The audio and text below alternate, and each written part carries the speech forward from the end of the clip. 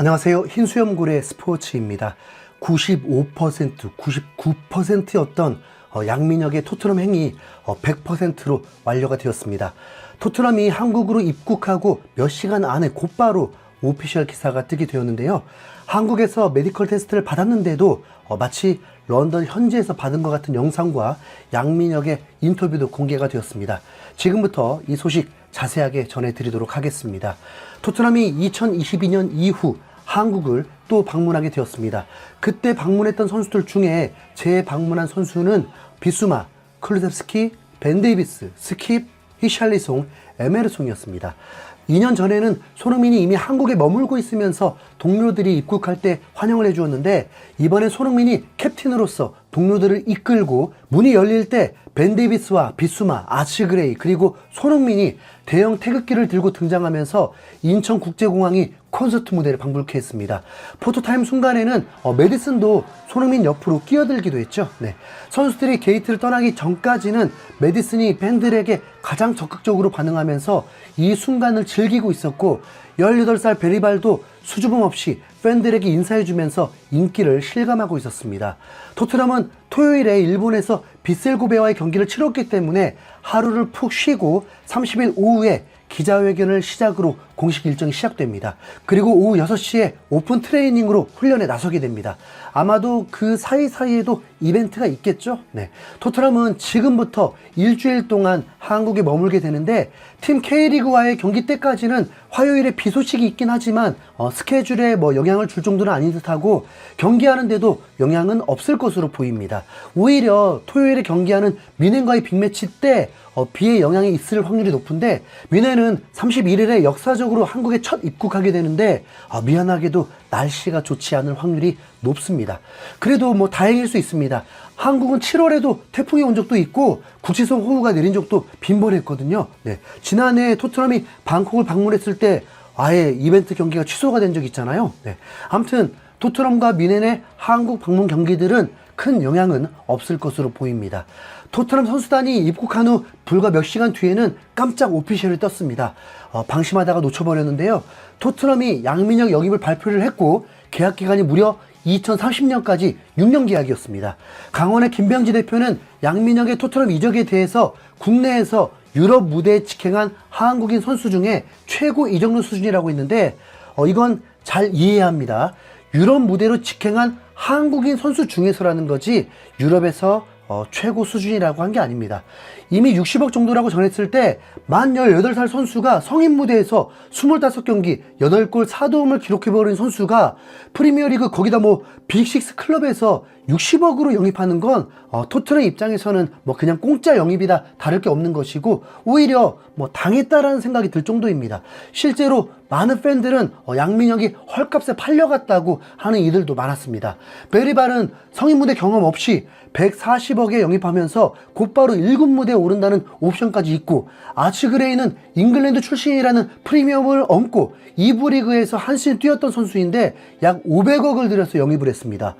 비교할 건 아닐 수도 있지만 제2의 네이마르라고 불리는 브라질의 신성 엔드릭은 레알 마드리드가 영입하면서 거의 1000억 이적료를 기록했습니다.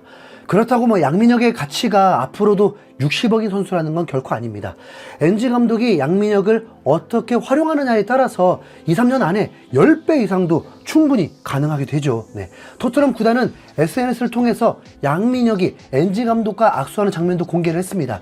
엔지 감독은 토트넘과 총 4년 계약을 했는데, 이미 아츠그레이, 베리바를 활용하는 과감함과 지난 시즌부터 어린 선수들을 주전으로 활용하면서 리빌딩을 본격화했고 신구 조화를 잘 이뤘다는 평가를 받았습니다.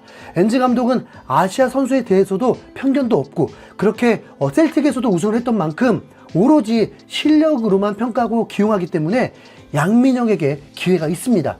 양민혁은 강원FC에서 25경기 모두 선발 출전을 할 정도로 감독에게 인정받으며 출전을 했습니다. 그리고 형들도 양민혁을 절대적으로 믿고 함께 플레이를 하면서 지금 같은 활약을 할 수 있었습니다. 양민혁의 빠른 성공 여부는 엔지 감독이 양민혁을 믿어주는 게 가장 중요할 것입니다. 믿어주기만 하면 경쟁이 현재로서는 존슨이 되는데 존슨의 몸값이 800억이었습니다. NG 감독이 밀어붙이는 작전 중 하나가 횡으로 올리는 크로스인데 양민혁은 프로 무대에서 자주 보였던 플레이는 아닙니다. 오히려 양민혁은 드리블로 돌파를 하고 중앙으로 더 적극적으로 들어가면서 마무리를 하려고 했으니까요. 양민혁이 크로스 능력이 존슨보다 더 낫다? 네, 뭐 그럼 무조건 끝입니다. 네, 나머지는 양민혁이 모든 부분에서 존슨에게 뒤지지 않는다고 봅니다. 뭐 피지컬의 문제는 뭐 깡으로 극복하면 돼요. 네, 특히 양민혁은 인터뷰에서 본인 스스로 골 결정력이 장점이라고 말했을 정도입니다. 뭐 그렇다고 양민혁이 다음 시즌부터 1군에서 활약할 수 있다고 확신할 수는 없습니다. 토트넘은 현재 오른쪽 윙어 부분에 보강이 매우 필요하고 3명 정도의 선수를 영입하려고 진행 중이라고 했다 보니까 그 중에 더 수준 높은 오른쪽 윙어를 영입할 수도 있습니다. 네. 토트넘이 양민혁을 뭐 기다리겠다고 시즌을 망칠 수는 없으니까요. 네. 양민혁은 인터뷰를 통해서 손흥민 선수가 속한 팀이었기 때문에 선택한 부분이 크다고 말했고 토트넘 오퍼가 들어왔을 때 무조건 가고 싶다고 했다고 합니다. 네. 양민혁은 인터뷰에서 메디컬 테스트를 받은 이후에 손흥민을 직접 만나고 왔다고도 밝혔고 영어 공부도 열심히 하라고 조언해줬다고 합니다. 양민혁은 한국에서 평가보다 어쩌면 해외 전문가들이 어떻게 평가할지가 더 궁금할 수가 있잖아요.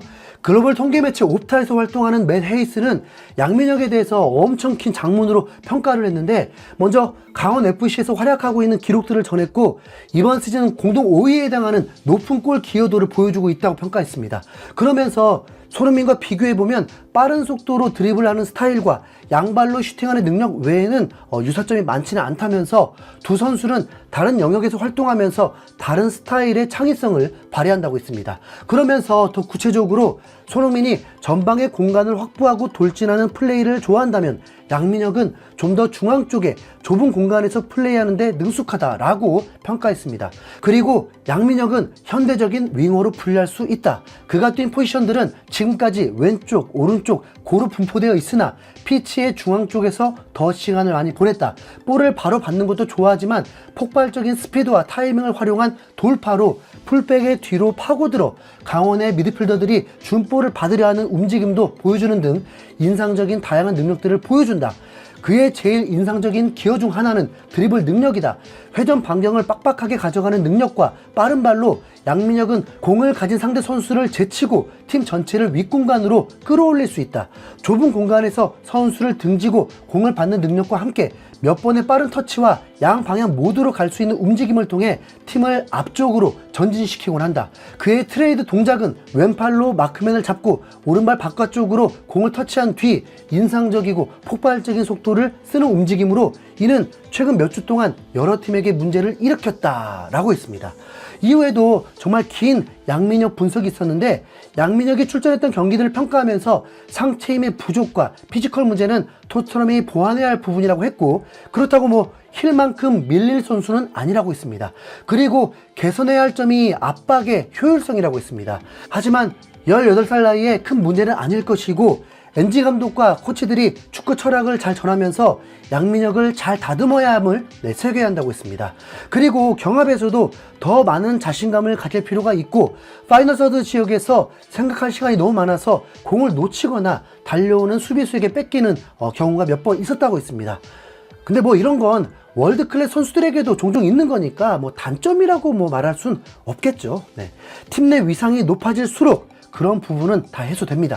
마지막 결론이 좀 아쉬웠는데 베리발과 아치그레이에 미치지는 못하다고 평가했습니다. 네. 그래도 NG볼에 부합되는 선수인 것은 확실하고 토트넘 윙어들이 가지고 있지 않은 강점들을 가지고 있다고 자신의 소견도 전했습니다. 유명 기자가 완전 파헤쳐버렸는데 전체적인 평가는 충분히 성공할 수 있는 자원으로 보는 거 맞죠? 네. 양민혁이 스스로 얼마나 노력하느냐에 달려 있을 것입니다. 거기다 적응하고 실력을 쌓는데 이보다 좋은 기회가 어디 있겠습니까? 구단에서도 한국에 대한 이미지는 매우 좋고 아시아를 저평가하지 않는 감독의 월드 클래스 윙어가 가까이 있고 무엇보다 한국인 형이 옆에서 서포트 해줄 수 있으니 최고죠. 토트넘과의 경기에서 실수 없이 쇼케이스 잘 치르고 강원FC의 돌풍을 끝까지 잘 이끌어주길 응원하겠습니다. 이상 흰수염고래였습니다. 감사합니다.